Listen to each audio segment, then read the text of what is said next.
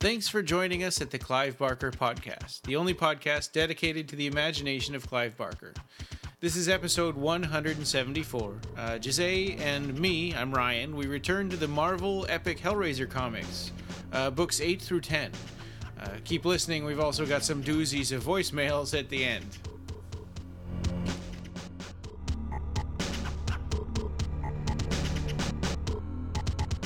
So this is episode 174, Marvel Hellraiser Part 4. And since this isn't a news episode, we can just jump right in. I'm Ryan. And I'm Joe. Hey, so this was interesting reading these books 8 through 10. I hadn't known that they kind of shifted their format just a little bit through the middle of these three. Yeah, they went to every 6 months instead of bi-monthly, so they're shortening their time a little bit, and also the page count. 6 weeks. Yeah, and the page count went down. Yeah, they were releasing. They went from bi-monthly to releasing one every 6 weeks. Yeah. You said 6 months, so yeah, that's definitely not what I meant. I know, and like you said, they brought the pages down to 48. I think. What was it, like a 64-page comic book? It was like 64 to 68, something like that, and they brought it down to 48. Yeah. So, yeah, this one was we talked about the beginning of the Devil's Brigade on issue 7, and issue 8. They started connecting all these stories together, and they started connecting all these different people and these Cenobites, right? Yeah, and we start to see introductions to these characters that were mentioned in the beginning of Devil's Brigade. Right. So the first story in this issue is called Homecoming, and it was written by John Rozum, who did he wrote the third issue of the Books of the Damned. He wrote some stuff regarding Hellraiser, and in this one he actually complained a little bit in his personal blog about the interference that the story got. Really? Because it's already pretty brutal the way it is now. I can't imagine what else he had in mind for it. Yeah, so basically it's like this guy Adam is visited by his brother Christopher, a little bit like the ending of the Rabbit's Paw, right? The Monkey's Paw. Like someone's scritching at his door, and then he goes to open, and he sees this monster in chains. It's really his brother turned into a Cenobite pet, and yeah. Yeah, he had given his brother up to the Cenobites to save his own skin, basically. Yeah, that's it's never really explained what happened, but it's implied that he had made a deal a long time ago and gave his brother in return. So Hunger, the Cenobite, shows up and wants to claim this outstanding debt, and Adam is this really cowardly character, right? He kind of buckles almost immediately. Yeah, and he's like, wait, I can give you my wife. And they're like, she's not home right now. Yeah, at first he offers his son, his baby son. And but things go sour because as it turns out, the monster that used to be his brother has already killed his son. And so Hunger's like, oh, well, I guess you don't have a bargaining chip anymore. And he says, no, I still have a wife, but she's not home right now. And he's like, No, it's okay. It's time to go. We're gonna take you. Yeah. So that's what happens. The art in this story is a lot better than the writing. I think, although it does seem like the story was very truncated and edited. And I found John Rozum's blog, and he talks a little bit about the story and what happened to it. It's interesting because he already mentioned one time when we were doing the Books of the Damned on our podcast, he did make a blog post about it saying, hey, this Clive Barker podcast is doing a series of episodes about the Books of the Damned. And I wrote the third one, blah, blah, blah. So he talks about some of his experiences. And he's done a lot of posts about Hellraiser, especially from this 21 Days of Halloween series that he did on his blog. And most of it's about Hellraiser stuff. So here's what he said about Homecoming. John Rozum said, Homecoming was changed editorially into something far too gentle for the Hellraiser universe, and into something disappointing disappointingly unrecognizable from the script I turned in, so I don't really consider it something I wrote. But I'm still pretty pleased with the other 2 stories. I really dug getting to play with Clive Barker's creations, and had even written a tie-in comic detailing the origins of the lament configurations, the deadly puzzle boxes, and further 3 stories which never saw print because the series was canceled before they could be run. I'd love to be able to return to Hellraiser someday.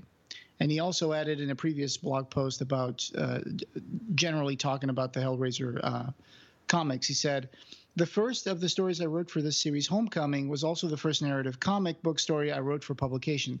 I worked really hard to make it tight, seamless, and brutal, only to see something published which represented the story I turned in only in the most superficial level, completely removing the brutal ending and replacing it with one of redemption and responsibility.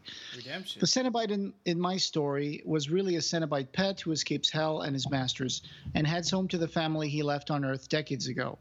This pet was taken to hell as a child because his older brother sacrificed him to the Cenobites rather than go himself, as was supposed to happen. When the Cenobites come to retrieve their pet, they demand to take the older brother back as well for their trouble. In my version, the older brother surrenders his young son instead, remaining a coward and never taking responsibility for his actions. In the altered version, he owns up for what he has done and goes along himself. I was pissed and disowned the story after this, despite some lovely art by Mark Texiera. I later wondered if maybe my script, being my first, was bad and required the changes, but having found it in my files years later, saw that it still held up and remained stronger than what saw print. My next story fared a lot better, though. I had to fight for it. And the next story he's talking about is actually the one where he introduced the Cenobite that's been doing really well in our Duels of Blood competition. It's the one from that story with my lips, the sculptress. Yeah, right. Yeah, which made it to the Hellraiser masterpieces, I think. So wow. That's true. That John Rozum story did a lot better than this one. Oh, but, I'm looking forward to that one then. But yeah, so he said this was one of redemption, and I don't really see that though, because he still, to me, is a coward, and he's still trying to give up his family. His wife. So he doesn't have to go. So I think that the thing I don't see the redemption either, but I do see the part where he mentions that maybe he's read this a long time ago, because this guy doesn't really go willingly. Actually, the last panel is just him screaming as a Cenobite reaches out his hand to touch him and grab him. So, I guess it's just they just took out the easy way out, right, from the story, which was he would give his son and that would be it, and he would just escape his destiny. And in this one, he doesn't really escape him, in the sense that he has to pay for what he did to his brother that many years ago. Oh, so that is a redemption, even though it's not willing. At least he's getting his comeuppance. Yeah, that's more like what I was going to say. Yeah, I see what you mean. But great art on this one. Yeah, it's amazing. And I thought this was a good, despite the fact that it's not what it could have been. I thought this was still a good kickoff to this book. It really, really kind of woke me up and made me go like, whoa, and some of the ones we're going to talk about a little later weren't as exciting. As this one. I thought this was kind of a brutal, interesting story. It is pretty brutal. And I felt better about reading this from John Rozum's blog, because it made me understand the story a little more. Like, his intention was that this Cenobite pet, Christopher, the guy who escapes hell, to have escaped hell and try to go back home to see his brother. Yeah. And then the Cenobites would show up trying to claim his pet, their pet, and take him back, and they would end up taking the brother. But in the story as it is, when you read the comic, it just seems like he just appears for no reason, and then the Cenobites are there, and it's more like the Cenobites brought the pet to this guy's house to shock him and then take him to hell. But yeah, I didn't really see that as Christopher having escaped hell and trying to get help from his brother. No, but, you're right. And if Christopher had actually escaped, I think that would have been a really interesting idea and a little bit of a callback to the original Hellraiser. Sure, with Frank. Yeah. Right, but if they're just dragging him along as sort of a pet, it doesn't. You're right. It doesn't have the same effect. Right. So that's like you said, a good opening. I thought, and then the next one is kind of a bummer story, and it's part of the Devil's Brigade, right? The part 3. Yeah. So this one was called Heaven on Hell Street. Haven. Oh, Haven. I think, yeah, right? Is it? Yeah, the Haven on Hell Street. Yeah, because it's about a homeless shelter. So this guy Leo Schabel, he's like the director of this place called the Street Haven, and it opens with something really, really ruthless. It looks like a homeless man called Luther froze to death 20 yards away from the shelter. Yeah. And so Schabel is talking to reporters about it, and he's saying how much he needs help to keep his shelter open. And then, if we had more shelters, people wouldn't be dying in the streets like that, right? Yeah. And then he meets a friend called Lisa Ann, and she has news about this play that she's staging in the neighborhood with a Pulitzer Prize winner. Yeah. So, and it turns out that this play is like previously unreleased, and the way she got it, it seems kind of dubious. And it's from a famous playwright who is dead. So nobody else has this or even knows about it. Right. And it says, they say the Pulitzer Prize winner, Garrison Elliott. And I think this is kind of like a mixture between like Garrison Keillor and someone else. I don't know. It seems like they mixed up a couple of things. T.S. Eliot or something. Something like that. So Lisa Ann was visited by this guy. He looks kind of like a little imp of sorts. His name is Elias Trimble. Yeah. And he's a puzzle guardian. And the thing is that the puzzle in this story is that the screenplay or the script, the theater play, is so covered in annotations and amendments and stuff that it becomes kind of a puzzle for her to understand what's the intent of the author in some pages. She's trying to figure out how to stage it and how to read all the alterations that are done on the script. So she becomes kind of obsessed with it, and then she kind of gets a paper cut, and she bleeds, and that's when the Cenobites show up.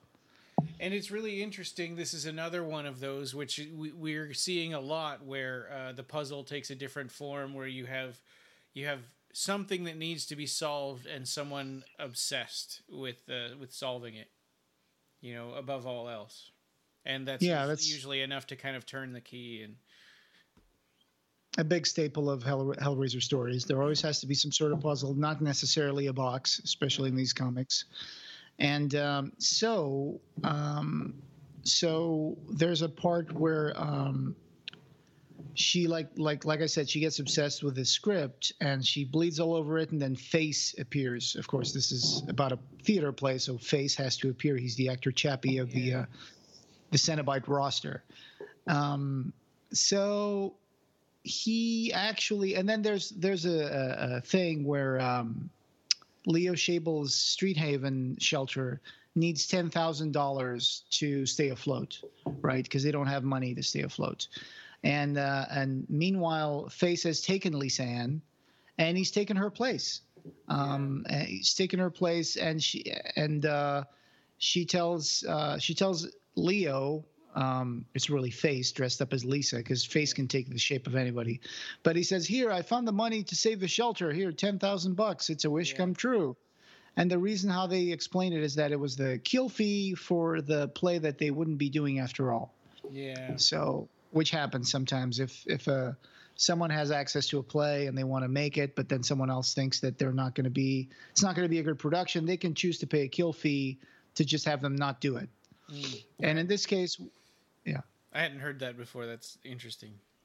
Yeah. And then she says, "Oh, wishes come true." And they double like Face's face next to the panel where Lisa Ann is saying this, so we understand that that's really Face talking, because there's the same dialogue. Balloon has two different arrows going towards Face and Lisa Ann. But the reason why Hell wanted Leo Schabel's shelter to stay afloat is because the shelter erases the desperation of hunger, the chaos of addiction, and the anger of protest. So that's why Leviathan wants the shelter to do well, because it's making the world less chaotic, and therefore it's helping. Orderly. Yeah. So that's another chapter of the Devil's Brigade where Leviathan is doing his little chess game, trying to affect the way the society is moving towards. Yeah, kind of more of a depressing one, I guess, and a little drearier than the previous. Yeah, it's like Leviathan is doing the right thing for the wrong reasons. I know. Yeah, it's interesting. And then we've got Losing Herself in the Part, written by Doug Murray and Dwayne McDuffie. Yeah, and art by Gray Morrow. Very old-fashioned artwork in this story, very pulpy art. And Gray Morrow was enormous illustrator, and unfortunately he suffered from Parkinson's disease. He passed away in his late 60s, and he died of a gunshot. He suffered from Parkinson's disease, and apparently he was found dead from a gunshot wound. Morrow was nominated for the Hugo Award for Best Professional Artist in 1966, 1967, and 1968. Wow. Yeah, so that's a cool story here. The whole plot of the story is kind of like a play on what Hollywood does to people, I think. Yeah, that was kind of what I had taken away from it too, is that you've got this blonde guy, Steven Sigourney, right? He's recruiting for somebody. He's like the premier director that everybody wants to work with. And there's something kind of sinister about him, but he really, really wants this woman to play in his new movie, and he thinks that nobody else can play the part except for her. Yeah, and his horror movies always have the box. It's like a central image of all of Sigourney's films, and it usually involves a woman being like chained and killed by Cenobites and all that. So it's kind of like a very on the nose thing here, where people would be watching movies with Hellraiser box made by Steven Sigourney, and nobody knew what it was, and nobody would actually realize that this is part of that. Maybe it's because it's super obscure, so most people wouldn't know about it. Yeah. But it seems like, I don't know, it seems like very, very hidden in plain sight, right? Yeah. Yeah, right. And it's exactly, because in this Hellraiser universe, the box does exist. It's a real thing, and it has real consequences. I'm going to assume that the Cenobites don't appear in Steven Sigourney's movies. Probably he only films the torture death of the girl, and then maybe he makes a movie around the whole thing with different monsters, and that's part of the fiction of his films. But so he meets this girl called Janice, and he tells her that she would be pretty good for a part in his next film. And so he gives her a script to read, but she doesn't think she can do it. And while he's meeting with her at a party, you can see that the girl that was in his previous movie is kind of standing there quietly, almost like a zombie, and she's got a pendant that's got the symbol of the lament configuration around her neck. Yeah, the central circle with the diamonds inside. Yeah. Yeah. So, and you can there's some funny things here in this story. I do have a couple of pages from this. With one of them had alternate dialogue, and then I realized that I could read, because sometimes the little balloons, the dialogue balloons, they're not actually drawn onto the panel. They're glued to it. Someone else, the letter, does the dialogue sometimes, and if they have to replace, they can just swap a balloon and glue a different thing to the page. So I noticed that there was two balloons glued together. So there's one page where there's this whole alternate dialogue. And unfortunately, I don't have it with me right now, so I can't tell you what the page said.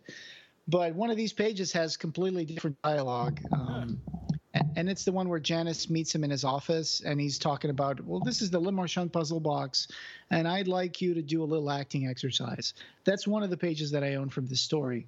Yeah, I'm looking at that one. Interesting. Yeah, that one, and I think the next one, not the next one, but I have another one from this story. I think it's a previous, it's from the beginning. But yeah, so he gives her this Le Marchand box, and he says, you have to find the shape of pain. If you can find the shape of pain, then I'll let you be in my movie, right? Yeah, yeah. So there's this combination of obsession with solving the riddle of this character and learning about pain, and also she's literally got the puzzle box. So she doesn't stand much of a chance. It seems like. Yeah, and as she starts playing with the box, she also starts getting these like weird nightmares where she meets the Cenobites, and she meets Butterball in one of these dreams, right? Yeah, and he talks to her. He says, "I'm a big fan of yours. Might I trouble you for an autograph?" Yeah. And there's a page here. I have to point this out. In Stephen Sigourney's office, you have some movie posters on the walls. One of them is called Gash and Gore, Slime People. And then there's one called Smegma Man right behind the heads, the alien, the werewolf, the Quasimodo, and the swamp creature. There's a poster. You can just barely read it. It's called Smegma Man, which I think is really funny. It's kind of a joke. God. But it's funny because he put that in there. It's called Smegma Man. Wow. It's in the poster. So anyway, so she finally does, after a lot of nightmares and after a lot of time trying to fix the box to open it, and getting all her fingers all cut up in the process, she finally wakes up one morning and she turned it into the shape of pain, right? Yeah, and we kind of turn out that it kind of turns out that he has Stephen Sigourney's been working with the Cenobites, right? Yeah. Yeah. So kind of recruiting these women, and then they turn into this sort of zombie.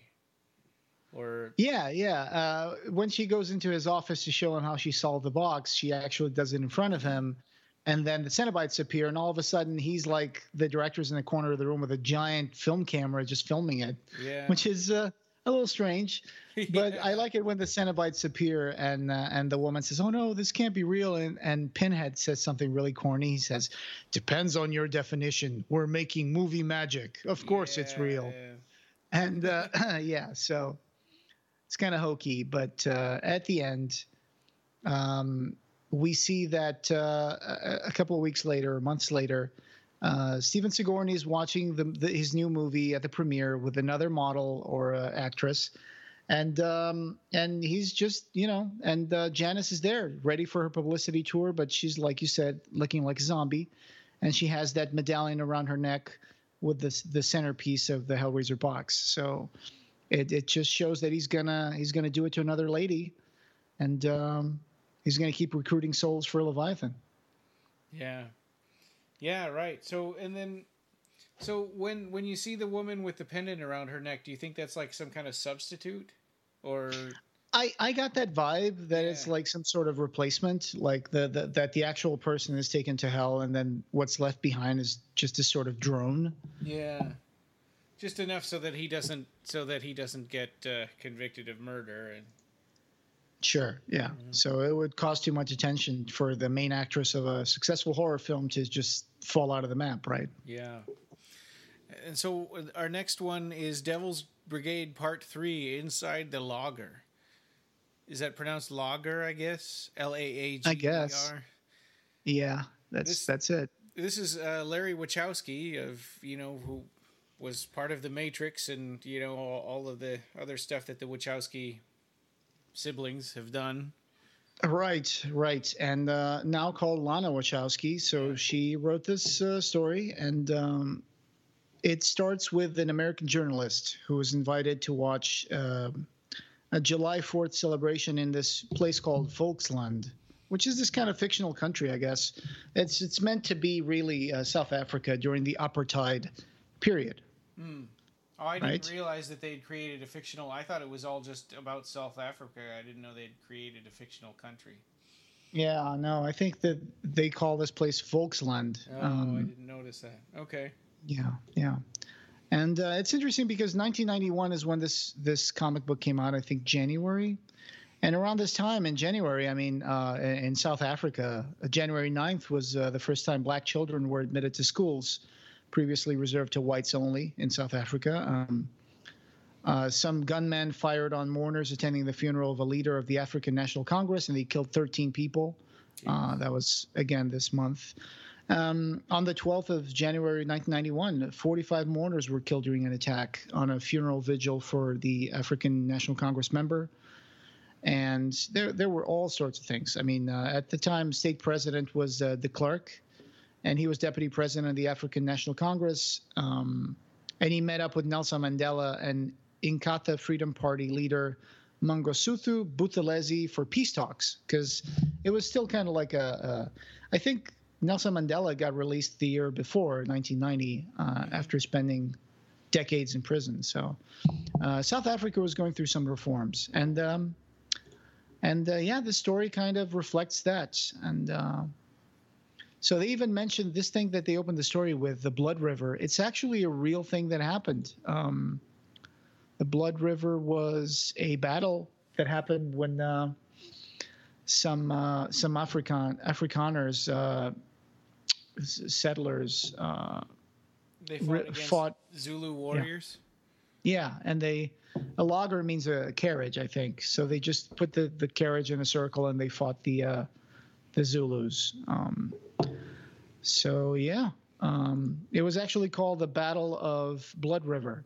Wow. It says here that 470 Vuurtrekkers, led by Andreas Pretorius, and an estimated 10,000 to 15,000 Zulu on the bank of an Nkome River on December 16, 1838, in what is now today's KwaZulu-Natal, South Africa. So apparently this was kind of like a Spartan Hot Gates kind of thing, because the casualties amounted to over 3,000 of the king's soldiers dead, including 2 Zulu princes. And meanwhile, 3 pioneer commando members were lightly wounded, including Pretorius himself. I'm reading this off of Wikipedia, but so it seems like it was kind of a big thing for the whole bloody history of South Africa.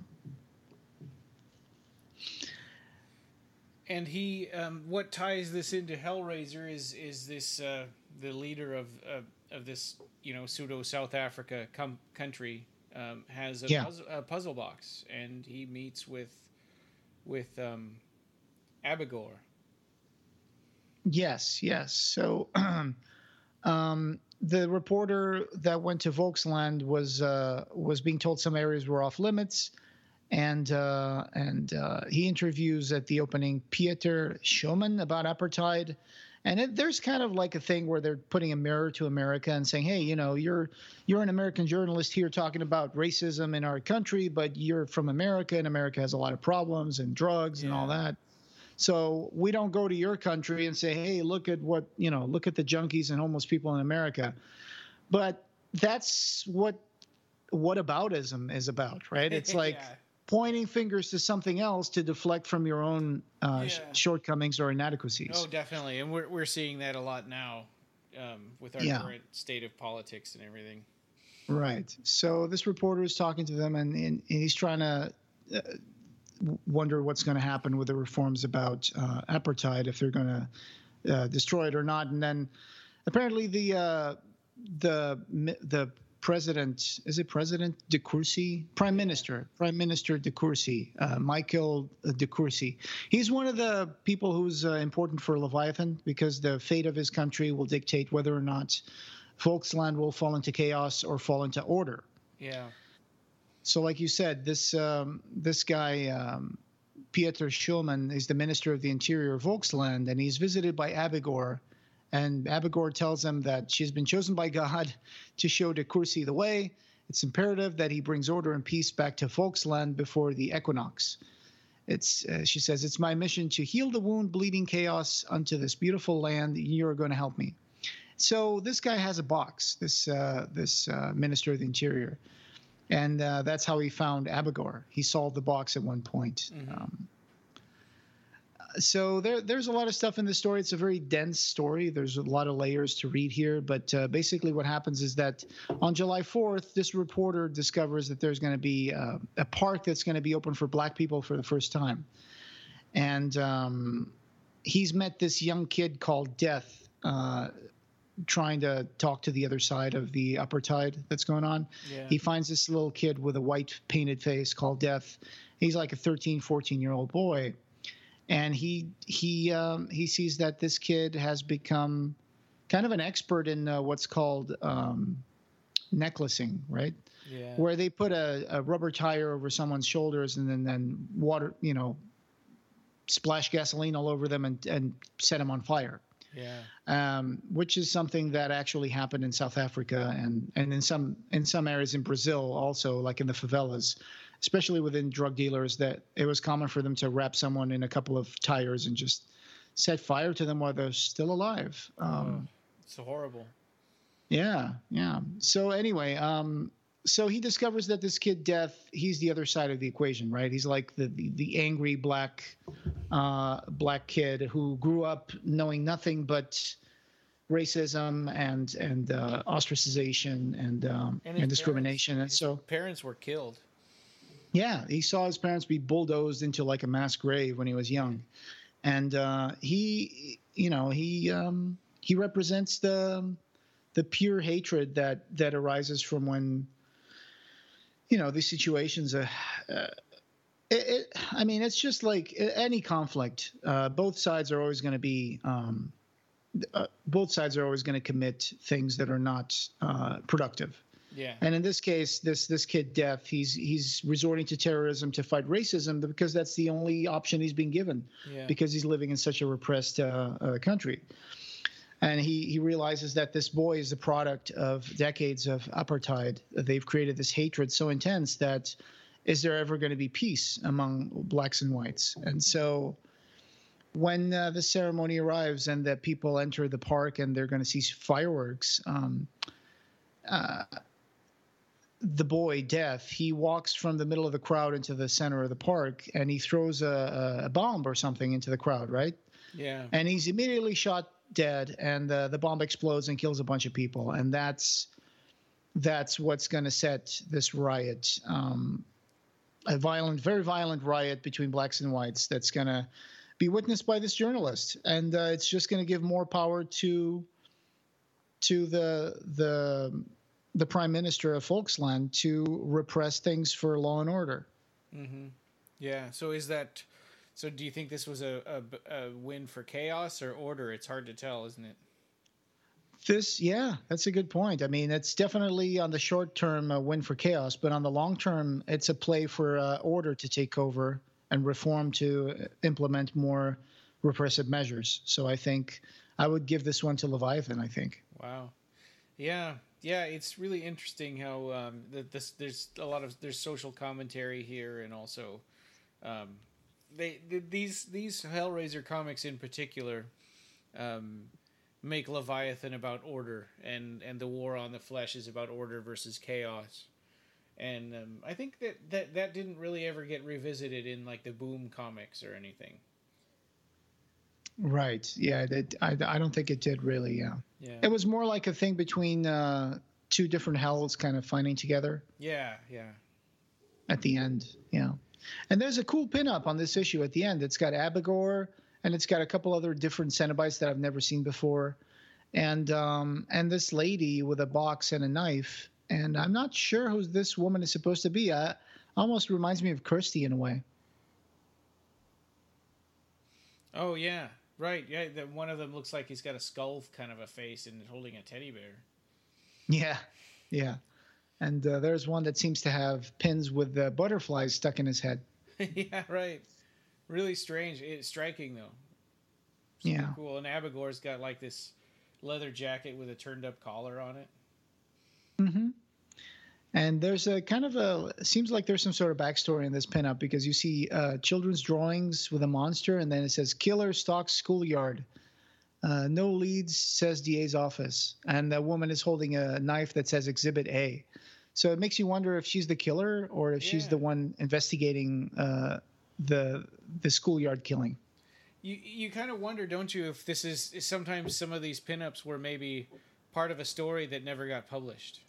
Oh, yeah. Yeah, absolutely. That certainly seems like at least someone had an idea for the pinup that involved some sort of backstory. Yeah. Yeah. Neat. Very neat. brings us to the end of book 8. We have an afterword by Mark McLaurin. Again, is this the one where he's? I'm getting him mixed up. Is this the one where he says that they were going to switch to every 6 weeks? No, this one he's talking about the announcement of like the Screamin' kits. Oh, that's right. Yeah. Yeah, he says those were expensive as hell. I remember when those came out and they were in comic shops. Like I could never afford that. Yeah, and if you find them now on eBay, usually they're already painted and stuff, so that makes them more expensive. Yeah, but when they were new, they were like $80 or something. Yeah, that was expensive. I have one that has Pinhead with his arm stretched out, and he's holding a scythe. Oh, wow. That was from Screaming. Yeah, I bought that from eBay years ago. So cool quality on those things. Yeah, they're really nice. And then there's another. Okay, so book 9. There's the cover is weird, right? It's got this like zombie looking hands covering up this woman's eyes. That reminds me of the Plague character, right, from Paul Kane's Servants of Hell book. Yeah, the good catch there. That seems like his hands are all decaying, and there's pustules, and it's kind of like the Incredible Melting Man. Yeah, right. So the tagline for this comic book is, "What do you get for the abyss that has everything? Try these new items from Clive Barker's catalog of cruelty. A renegade Cenobite waging a one-demon war in an inner-city hell. Diabolic designs forging an ominous mix of deadly plagues and mankind's salvation. Aging World War II veterans reunited for a final fiendish battle. Dark closets whose skeletons come out on their own. Order now. Eternal damnation is standing by to take your soul." Yeah. And it opens up with another Lana Wachowski story called Closets. Yeah. Oh, yeah. This one, this is kind of tackles this issue where abusive parents pass on the abusive behavior to their kids. Yeah. When I started reading this story, I was wondering if this was the same mother that followed her baby into hell. Oh. Remember that from last episode? Right, yeah. Yeah, but then I realized it's not the same. It's not the same. She did look kind of similar. Yeah. She's pretty messed up, though. I mean, and it shows how the things that she says and does to this kid are kind of echo what her father did to her. And yet she still, like, loves and misses her father. Yeah. So this story for me the theme of the story was really the perpetuation of the cycle of abuse, where the victim usually becomes the abuser. Yeah. So she is sending her son into the closet because he opened something or was in a room he wasn't supposed to be. Opened a closet, and this doll came out, and she was like, "Oh, you're not supposed to touch that doll. You're going to go into the closet." And she like drags this kid down the stairs into this dark closet and just closes him there.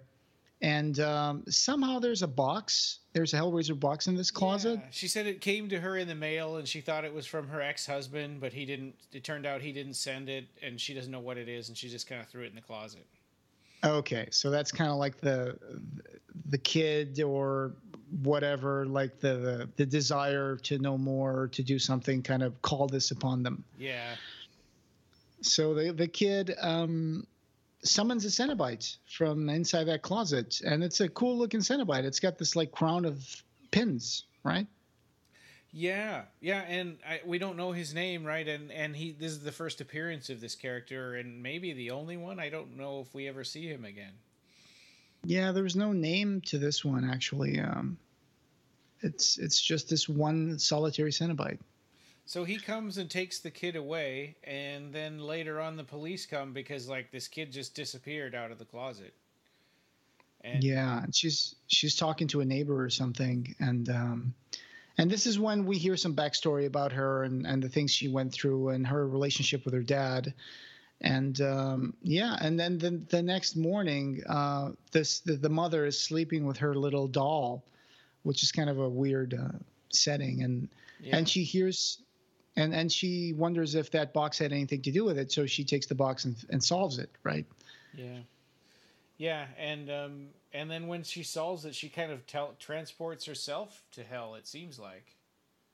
Yeah, and she finds her son Joshua, and I really like the depiction of hell here. It's this weird labyrinth, but it's very very large, lots of dark, shiny, mirrored black pillars, and these gigantic dome skylights on every corridor. So that I would love to see that design in a film. Yeah, yeah, almost like a cathedral or something.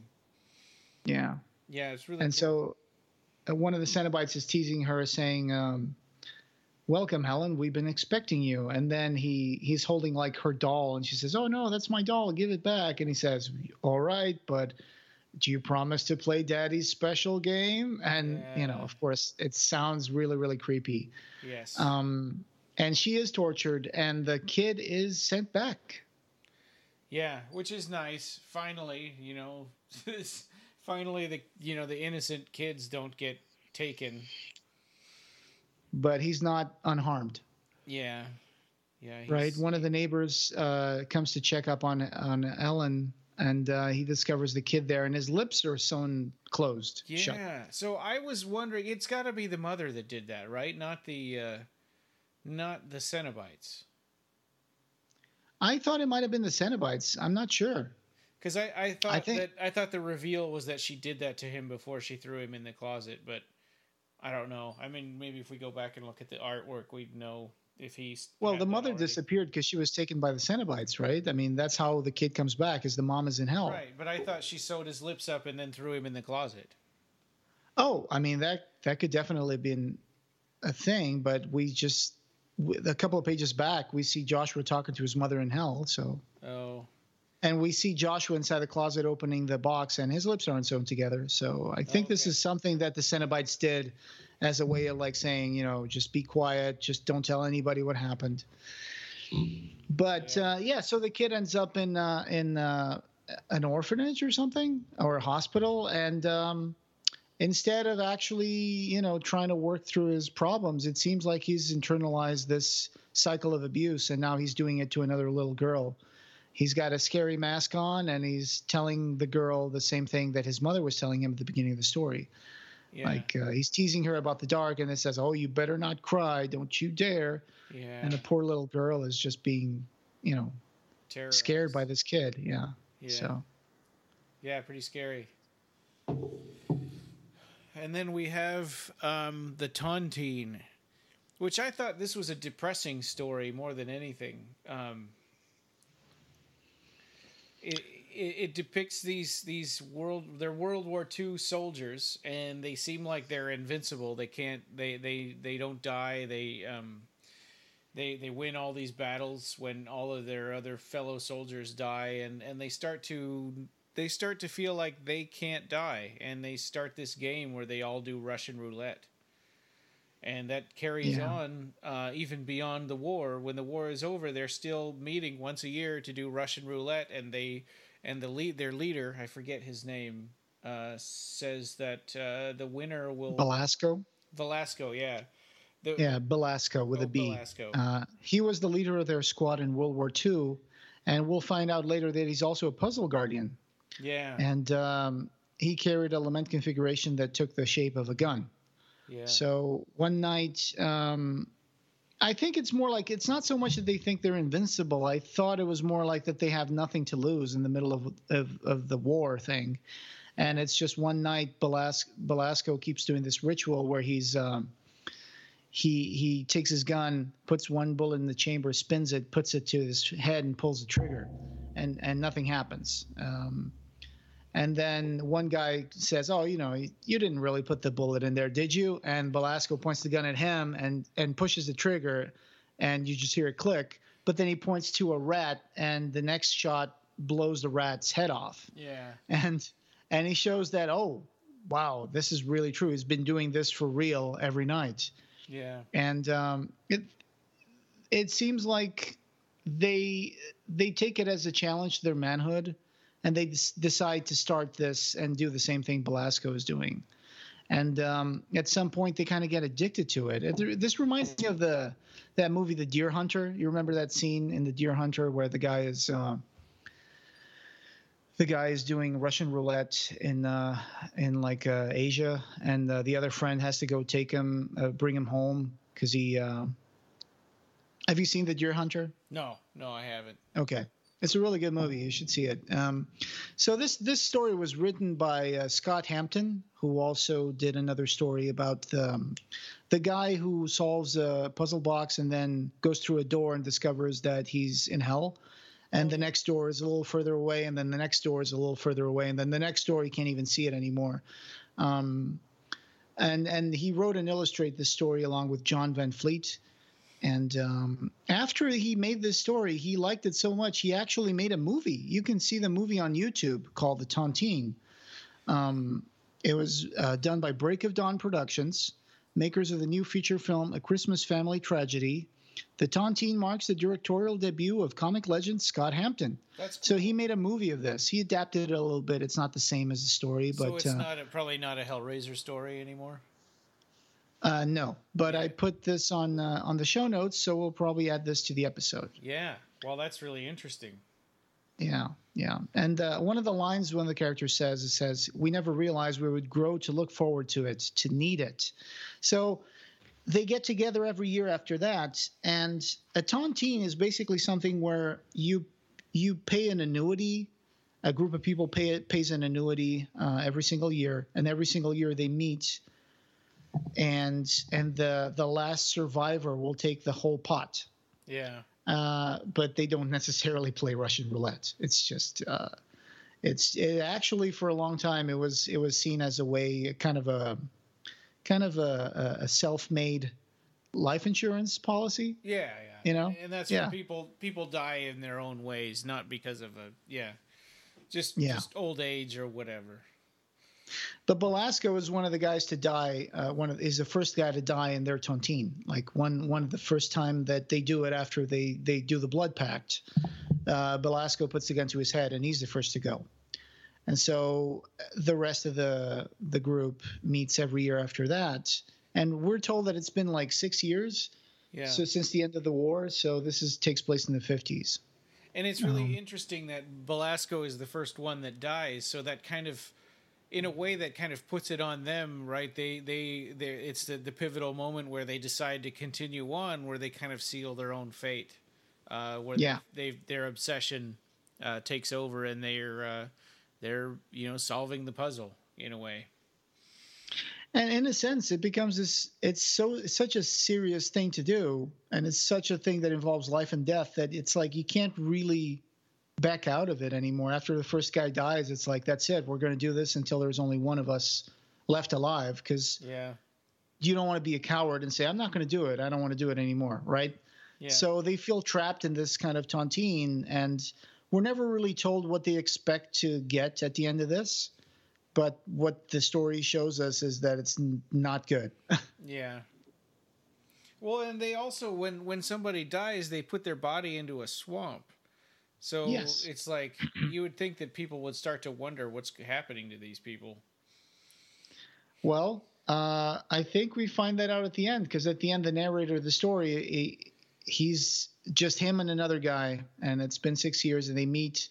They're the only survivors, and the other guy puts the gun to his head and dies. Yeah. And so our narrator goes out, dumps the body, dumps the car from the other guy, and then Belasco shows up. And while the guy is smoking a cigar, Belasco shows up behind him and says, "Oh, light one for me too." And the narrator seems completely unfazed by this. He says, "Oh, I was wondering when you'd showed up. What was the holdup?" And he said, "Preparations." And then he says, "Oh, look, the gun's changed. Now it looks like a box." Yeah. And Belasco says, "It's regained its true shape." Yeah. So, very cool. And but at the end, it's like, well, are you ready? All right, well, let's go. And then the final reward is just going into the swamp and living there at the bottom in the dark with all the other corpses for the rest of what I assume is the afterlife. So Heck of a reward, right? Yeah, right. Right. Yeah, depressing story. Really, really kind of haunting, powerful one. Yep. Yeah, and so now we have another Devil's Brigade. This one is called Shoot Low, Aim High. No, shoot high, break low. Break low. Yeah. It's like the Willy Wonka thing. Stop, reverse. So, this was written by Erik Saltzgaber, illustrated by Mark Bloodworth. And basically, it's in Philadelphia, city of brotherly love. It's turned into a racial powder keg. Yeah. And there was a couple of cops, a white woman and a black guy, chief of police, and there's a black mayor. They turned these two cops into a task force to handle the racial tension. And the idea doesn't go well. Yeah, it's like, well, because you're a woman, a white woman, and a black man, that you're a good sort of poster children for this, for settling the racial, injustice in the city. And yeah, it's one of them's kind of the man is a little suspicious about the whole thing, and the woman's like, no, this is great, let's just go with the flow. Yeah, and Atkins is the Cenobite in this story. So yeah, so he's not very subtle, of course. He's just like, hey, look, this is what we're gonna do. You're gonna do what I say, or I kill you and find somebody else to help me. Yeah, and at the end, there's actually like a big massacre that's made by Atkins, and basically what he made things just by pointing guns at their chins and just like grabbing the back of their head, like you said. Yeah.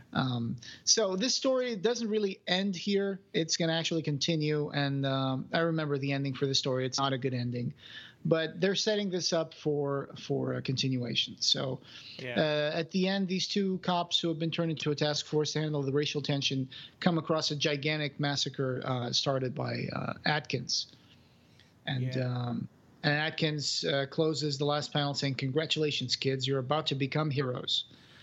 So we'll get back to this story. Yeah. I mean, it's interesting, but it's only part of the story, like you said. It's kind of a setup.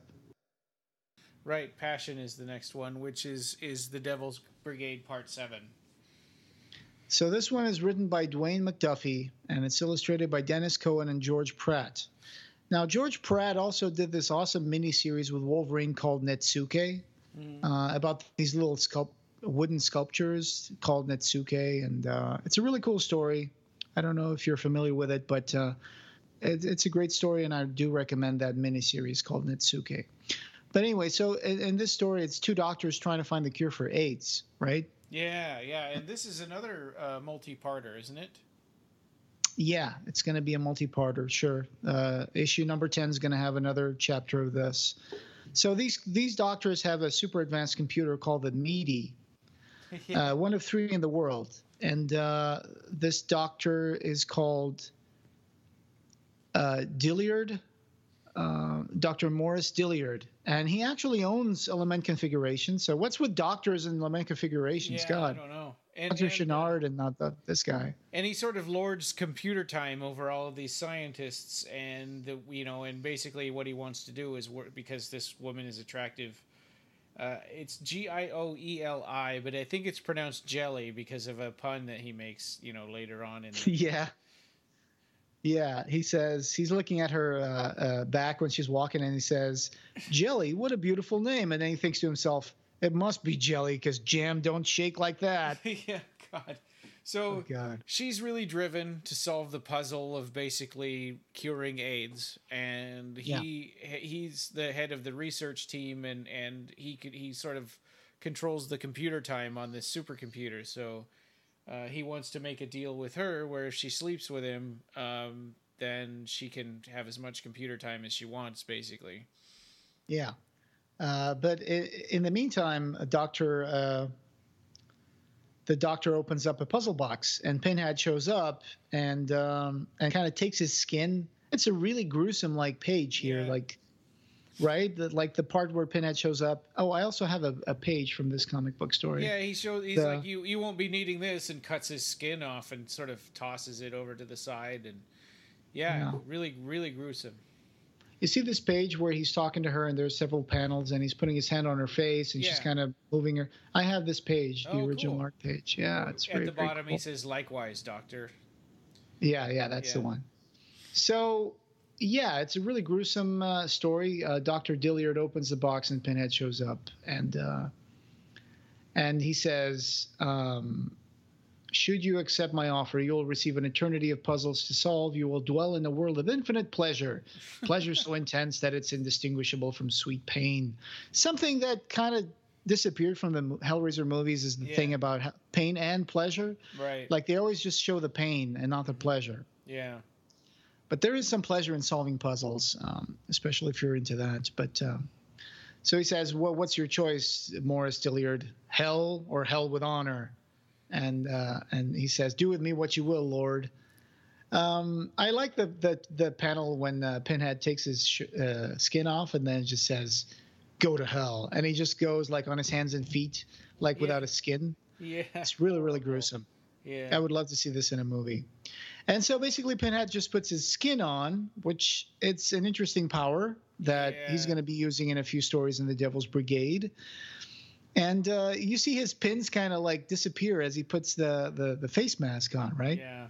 Yeah, right. Yeah. He just is kind of like Larry, like Frank becoming Larry in Hellraiser. Pinhead becomes, this guy. He just has a few little scars on his face, but otherwise he looks pretty much the same. Yeah.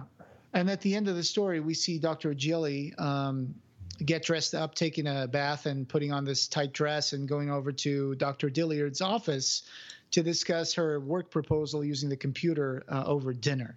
And we see Dr. Dilliard, and the pins are kind of poking out of his face. Yeah, a little bit, yeah. But I think it's not meant to be literal. I think it's just meant to remind us that's Pinhead, right? Right, because she would notice that. Right, yeah.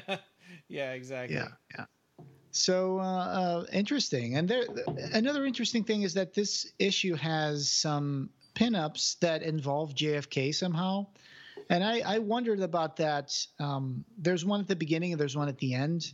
Yeah. So I think, were they trying to show like hell influencing the world through murder and politics, like the Devil's Brigade story? Yeah, maybe. Seems like they're implying that JFK's death had something to do with like hell and Leviathan and some sort of power play. And there's a cool ad for Imagica in here. It says, "The dream of the mystics is coming true." Yeah, that's beautiful illustration there. We forgot to mention, but the beginning, in the beginning of this issue, the foreword mentions the newsletter Dread. I don't know if you remember that one. Yeah. Oh yeah. Yep. I've been trying to collect all those. Yeah, I have almost all of them, but there's a few issues missing. They were announcing here an upcoming Pete Atkins interview and the Clive Barker Appreciation Organization, which I never saw any of these fanzines ever, anywhere. Yeah. So if you have one and you can take a picture of that and show it to us, I would really appreciate if you're listening to this and you got a fanzine from the Clive Barker Appreciation Organization. I think stuff like that should be preserved. It would be nice if there was like a PDF archive of all of these old fanzines. Oh yeah, that would be great. We've talked about this organization before, though. I think, in one issue, in one episode that we did about these comics, and also they talk about the Screaming products releasing their kits from Albany, New York, and Jihad was coming out as well around this time. I think it was when we were talking about the Nightbreed comics, we brought up, because I think that was mentioned in the letter section. Yeah, that's it, I think. Yeah, the Clive Barker Appreciation Society. Right. Yeah. That was it. Good catch. Yeah, it was cool. So next we've got book 10, and I had accidentally skipped ahead to that one, I think, when I was talking about the stories, but we've got Devil's Brigade Part 6, One True Faith, and we see Nicholas Vince coming back to write again. Yeah. Hellraiser 10 had a special cover with metal foil that it had these like holographic effects on that's cool. Yeah, you see the cover of that? That's really cool. So this is when it really went from bi-monthly to an issue every 6 weeks, I think. Yeah. That's what they actually mean. And The tagline for this is, "In this corner, in tight blackened leather, the rank legions of hell Cenobites, the Devil's Brigade. In that corner, weighing in at over 3 billion, the chaotic masses collectively known as humanity." This is cool. Like when you read that back in 1991, there were 3 billion people in the world, and now it's like 6 or whatever. Right, that's not that crazy. long ago. I mean, when you think about that kind of a jump in population. Yeah. So round 1, a priest whose hope is to become a beacon of enlightenment for the one true faith is opposed by a Cenobite who means to turn his crusade into a modern-day Inquisition. Round 2, a clinically minded AIDS researcher desperately in need of motivation in her work finds commitment courtesy of Hell's favorite son. Round 3, a boxer in search of the ultimate physical challenge dares Hell's greatest pugilists to experiments in the sweet science with stakes greater than he ever intended. And yeah, like you said, there's the return of Nicholas Vince on the first story, One True Faith. Yeah, so I love the opening art there with that Jesus with the barbed wire on his head. Yeah, that's a cool piece of art that Luke, it's supposed to be this kid called Luke. He's kind of this really kind of a tortured artist kind of guy, right? Yeah. 2 guys become members of the church. So one guy becomes Father Abaddon, and Luke becomes a chaotic church resident, fascinated with the preacher from an earlier story, Samuel, right? The televangelist. Yeah, right. I was wondering if that character. I thought I'd recognized him. Do you remember which story that was? It was from that story by John Bolton and written by Nicholas Vince too, I think. Oh, okay, yeah, the one with the one where they where that there's that he had the man and the woman, and he had that rod that could fold up into different shapes. That's the one. Yeah. That's the one. Yeah. So Peter Abaddon, the guy who becomes a priest, had met Luke in a crypt where Luke had built a Christ out of trash, right? Yeah. Made like a razor blade, razor wire cross and a crown. I was putting it on that trash Jesus face and cutting his fingers in the process, and it didn't even care about it. Yeah. And then they both went into the church, and Abaddon became Father Abaddon. And he keeps Luke around just because he wants to take care of him, even though Luke is kind of like this kind of wild guy. When Peter joined the priesthood, Luke even calls him a Judas. So. Yeah, but he hangs around the church, but he starts to get more like evangelical and more judgmental and wants to change the church around, whereas Father Abaddon wants to keep it, open-minded and for the people. Yeah, and more about love and forgiveness and stuff like that. Yeah. So there's one time when Luke gets tickets to Samuel's broadcast, and he says to the priest, "We should go there. We should see what he has to say. This is a really cool preacher." And they go, but Father Abaddon, how do you say this? I thought it was Abaddon because in Venom, the drummer's name is Abaddon. Okay. but so Father Abaddon that's not a walks super out scholarly explanation. Right. So he walks out of the preacher Samuel's service, and Luke also leaves, but he's kind of grumbling about it. But he thinks that Peter is jealous of Samuel, and Peter brought in this young man called Martin into the church, and it turns out this kid Martin was actually kind of like doing the service of Leviathan. So what he does is he creates this ritual inside the church while nobody's there, hangs himself, and summons a Cenobite. But so Luke hates this. He thinks that Father Abaddon shouldn't have brought these homeless people into the church. He thinks the church should be for people who can pay for it, I guess. Yeah, and only people that are super religious and faithful. Yeah. Yeah. So he's kind of this guy who wants to organize the church the way he sees fit. And what happens is that this Cenobite appears, and it's Balberith, right? Balberith appears after Martin sacrifices himself, and she kind of hangs around the church a bit. And when one day when Luke is hammering this Christ figure back on the cross because somehow it fell from the cross a little bit, or it was like skewed or something, and is like, Luke is a very strict guy, right? He's a lot into like pews before people, ritual before reaching out. That's Luke. And Father Abaddon kind of criticizes him about it and says church should be more about equality and reaching out to people and helping everybody and being an open place. And Luke doesn't like that at all. No. But so, So Balberith actually pushes away Luke's ladder while he's hammering Christ back into the church cross. And so that somehow kills Luke. Yeah. Yeah.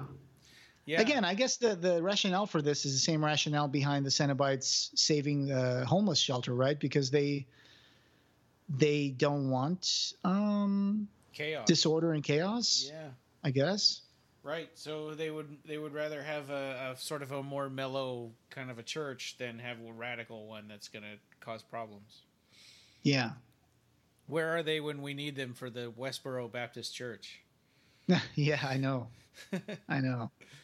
Because actually the thing is that Balberith kills Luke because Luke is inspiring Father Abaddon to become more mellow.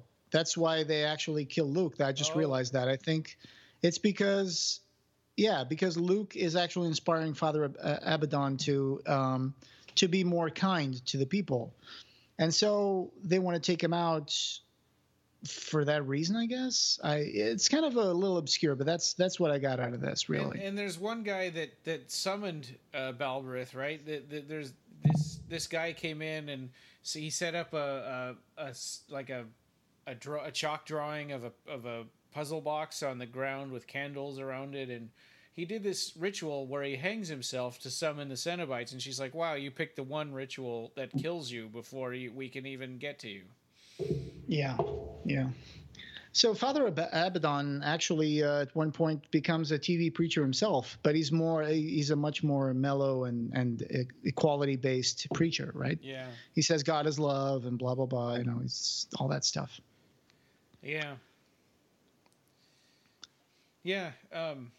And Balberith her influence is interesting. She kind of she turns invisible and just kind of watches a lot of the time. Yeah. She's a librarian, so I guess she knows how to keep quiet. Yeah. Right. The last story, or the one before last, I was not super stoked about the story, even though the art is amazing because it's Mike Zeck. Did a lot of Punisher stories for Marvel Comics and Sweet Science.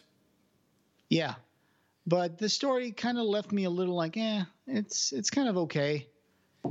Billy Moore is a heavyweight champion of the world, and he's like the perfect guy. He's like a total Mary Sue. He's graduated cum laude from Cornell.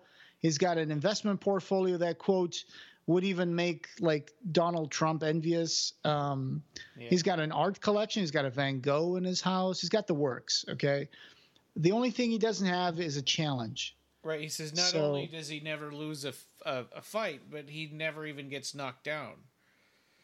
Mm-hmm. And so he goes out on the streets in bad neighborhoods and waits for kids to pick fights, like punks to pick fights with him. And he hopes for more people, the better. Yeah. I guess he's looking for that challenge, but he hasn't found it. And one day he's doing like his moves in like his house, his private gym. And for some reason, this is another one of those things where they don't use really a box in the story, but it's like he's doing this choreography of moves, and he does the exact choreography of moves that sends him over the gateway, right? Like he found some sort of like left, right, uppercut, A, B, B, C, left, right, up, down. Yeah. And he opened the door to hell. And this giant boxer shows up, and he's a Cenobite, and he tells him, all right, well, let's give this a go. You've opened the box. I like your moves. Let's do it. And is the first guy to beat this guy down, right? And And I think they talk about the interesting part. I think that they talk about is by the end, it's like he's perfecting himself by fighting this guy over and over, and I think it's kind of hinted that the guy he's fighting is like a Cenobite sort of version of himself, like some kind of a perfected duplicate thing. Except he's stronger. He's bigger and stronger. Yeah. Yeah. He's got these nails going through his wrists and ankles. Oh, yeah, I just saw that. Yeah, right. And so he says, well, we have eternity to pick a fight and find your challenge. And then the camera pans out and turns out there's a whole infinity of rings around them. And they all have one giant fighter there to beat them up. Yeah. So, yeah, the bell marking the beginning of eternity is about to sound. Ding, ding, ding. Yeah. Not a particularly impressive story, but it's a bit of a color by numbers Hellraiser story to me. It's a little. It is interesting that the obsession of trying to solve this perfect set of fighting moves opens the gateway. Yeah. Nobody else would have thought of that though. Just like the Glitter and Go, where you have to take the stairs to a certain level, then take the elevator to another level, then go through a hallway, and then go up to the ceiling and jump down, and then you'll open some sort of gateway. That seems like a really obscure set of moves for someone to just come up with by random chance. Yeah. But okay, it's a Hellraiser story, but not the one that impressed me the most. Yeah. I think the next one actually impresses me more. The Devil's Brigade Part 7. So I was a little weirded out by this story because there's some sex scenes between this woman Jelly and Pinhead. Yeah, that's true. Yeah, it's like so Dr. Dilliard now is Pinhead, right? So it's just Pinhead wearing this guy's skin, and the story opens with this scientist called Dr. Bernard Fisher. Yeah. And so Dr. Bernard Fisher is he's one of the doctors that lost all of his computer time because Dr. Jelly is getting it all, and his research is sort of grinding to a halt because he can't use the supercomputer. And there may be a little bit of a sexism here, although it may be justified because he thinks that Dr. Jelly doesn't deserve it, and he thinks that she's just getting all this time because she's seducing Dr. Dilliard, which is true. He just doesn't know the whole picture. But he also says that she doesn't deserve it because all she cares about is solving the puzzle of curing AIDS, and she doesn't care about the humanitarian aspect of it. She doesn't care about what happens to people who have AIDS, and it's weird. Right. It's a weird way for a scientist to think. It seems like that solving the puzzle should be more important than knowing, The most weird part of the story is that he's in his kitchen making dinner, and he starts thinking about how Dr. Jelly is just using sex to get the computer time. And he starts envisioning Dr. Jelly and Dr. Dilliard together in bed, and somehow he sees Pinhead, and I just don't understand why he's getting this vision. Yeah. Right? It's just weird that he's getting this vision. It's a weird sort of dream foreshadowing, I guess. I mean, and he imagines them with razor blades and stuff. Yeah, and he says, "Oh, it's so real. It's such a real vision. It's like it's right in front of him." And I think it's Pinhead getting into his head and just showing him. Yeah. Yeah. And then the next day, he goes to talk to her. And he says that's when he says that it's you're looking for a cure for people, not a solution to a problem. So he wants her to have more a personal commitment rather than just a purely intellectual one. Right, and it seems to me that the end should justify the means. I don't see why it matters why it matters so much to him what her motivation is. Well, because he's got a stake in this, and we're going to find out that twist at the end. But he goes to talk to Dr. Dilliard to complain about it after Dr. Jelly kind of just shrugs him off, his moral high ground. She doesn't really care about that. All she cares about is the puzzle. He goes to talk to Dr. Dilliard, and then he says, I would do anything to be able to show her the problem the way I see it. And Dr. Gillette says, anything? Hold that thought. Yeah. And he just pulls his face off, and all the pins come out from the bottom, and it's Pinhead. Yeah. And he says, I can give you some power that you can convince her. And the power is that he gives her this power to show Dr. Jelly what it's like to have AIDS. And he says, well, I have AIDS, and this is what I look like, and I have these lesions on my skin, and I've got this pneumonia, and my hair is falling out. And he goes through all these changes in front of her to show her like what it's like to be close to someone. Because he says, have you ever talked to someone about who has AIDS or gone to like a hospital? And the doctor had said no. So she's in a purely abstract place where it comes to like studying AIDS. So he wants to put her in a more personal spot. And so she gets really shocked about it, and then she's like grabbing him as he's turning into this skeletal, like, you know, riddled, starving form. And then all of a sudden the illusion cracks, and he's back to being his normal self. And he says, don't forget the people in your equations. You know, my life, all these lives, it's not just some abstract exercise. And I think he manages to change her mind just a little bit. Yeah. And then he goes home and he opens up this letter that came in the mail from a clinical lab, and it says that it's his analysis results, and he does have AIDS. So he laughs it off because at the end he came out winning against Hell, right? Yeah. He Joke's Pinhead, on you, Pinhead. I already had AIDS. Yeah, says, well, I already had AIDS, so the fact that you gave me AIDS so I could like, you know, convince Dr. Jelly means I didn't really lose anything. Yeah. And there's a really weird pinup in here that kind of bothered me, right? It's of, you got Pinhead naked without his outfit, tied to a bed, and Jelly is like sitting on top of him. And he's got like fish hooks on his nipples and one on his belly button. Yes. I don't know. It just seems a little too out in left field for me. Seems accurate to me.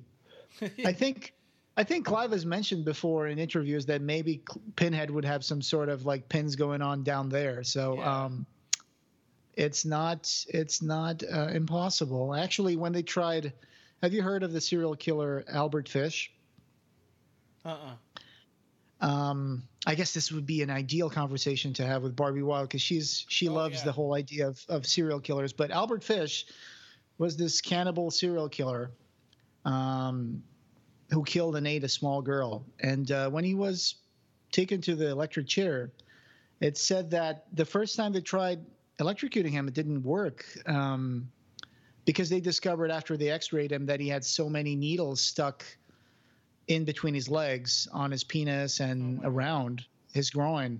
Those needles had been there for years. And so it kind of short-circuited the first time they tried killing him on the electric chair. Wow. Yeah. So that does happen. People do stick needles down there. I'm not surprised that Pinhead would have something. And he also has like pieces of his skin cut off, right? You see it like around his torso and stuff. So it's a strange world.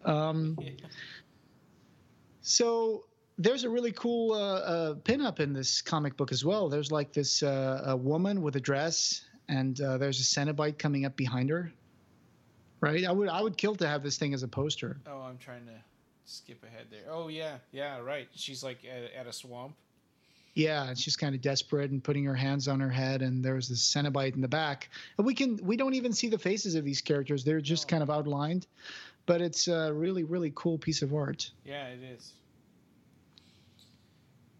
There's another weird one with some kind of what is that? A stethoscope? It's like I don't know what that is. Yeah, it's a giant mouth instead of a face. There's just a giant mouth screaming, and there's this lady who's in a chair in hell. It's hard to explain. You're going to have, if you're listening to this, buy this comic book and read it, because there's some cool stories in it. Yeah. And there's some cool pinups as well. And some of these became so popular that they did make the Hellraiser poster book. Yeah. Yeah, where they reprinted some of these pinups in big form. Yeah, so this is cool. We've made it through half of the series already, book 10. Yeah. And coming up next, we are going to be talking. We're going to be returning to Duels of Blood and Clive Barker news, but we're also going to be talking about the Bafflegab production of the Hellbound Heart. So I'm really looking forward to listening to that and talking about it. Really exciting. Yeah, that's going to be really exciting. And thanks again for sticking with us through these episodes where we just go through these Hellraiser stories. I guess this is perfect for people who know the stories already and want to hear more about it and more stuff that goes on behind the scenes. And if you haven't read them, go read them, because you're going to be spoiled for these stories. And that's not something we want to do unless you really can't afford to buy the comics. Then we kind of go through the story in a way of telling you what these stories are like. And if you haven't read them since the 90s, it gives you an excuse to revisit them. I always like that when I listen to podcasts and they're like, oh, we're going to talk about some old thing that I haven't seen in a long time. It just gives you a chance or an opportunity to revisit it. Yeah. And it's interesting what they were trying to do with the whole Devil's Brigade storyline. They were trying to have some sort of common thread instead of being just the anthology, short anthology stories. They were trying to actually create a larger story, right? A larger picture using these 5 Cenobites called the Tentatores Maligeni. Yeah. Which are basically Abigor, Face, Atkins, Balberith, and Pinhead. And right about this time, they're starting to develop more continuing stories, right? Clive Barker had just kind of created the Morte Mame character, the goddess that opposes Leviathan, and so the helps the Harrowers, yeah. Yeah, the Harrowers are about to start in this point in the timeline. And the Jihad comics are in the works, almost ready to come out. Yeah. Yeah. They were announcing them on this forward. Yeah. So exciting stuff. I'm looking forward to moving on to 10, 11, and 12 in a couple of weeks also. Yeah. Hey, just one thing about this last pinup on issue 10. I think this is supposed to be some sort of dentist-themed thing, right? It looks like sleeping gas connected to a Hellraiser box. Oh, and it looks like a dentist's chair. Yeah. I bet you're right. Yes. So it's kind of like it seems like maybe kind of a joke there that going to the dentist is like being in hell. Actually, I was more into. I had to wear braces at a young age, so I didn't really like dentists that much. But having braces made me go to the dentist a lot more regularly. So eventually you don't get as scared of the dentist anymore. I know some people have a complete phobia of dentists. I had the same problem with I had braces too, and I had from like 10 until I was 18. Yeah, wow. Yeah. I was so glad to get those off. Now my only problem is making sure I have insurance so I can pay less to go to the dentist. Oh yeah, I know. Because if I could, I would go there every month. But yeah, it's just expensive. Anyway, so thank you very much for listening to this episode with us, and this podcast, having no beginning, will have no end. Okay, if you remember, at the beginning of the episode in the intro, I had mentioned that we're going to go through some old voicemails. So, and the reason we haven't talked about these in previous episodes is because they're a little weird and we didn't really know how to respond. So we don't get voicemails very often, and sometimes I forget to check, but here they are. Is there any way I can tell Clive Barker and his unrivaled universe of stories, casts, friends, imaginations, demons, angels, how much he has affected my life? Clive Barker, this is... And you have opened my mind to the realms that most people can't fathom. If you could ever find time to send a worthless piece of shit like me some attention, I would greatly appreciate it. My address is...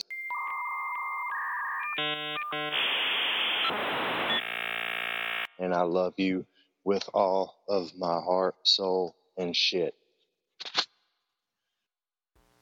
Hey, okay, so, Brian, this,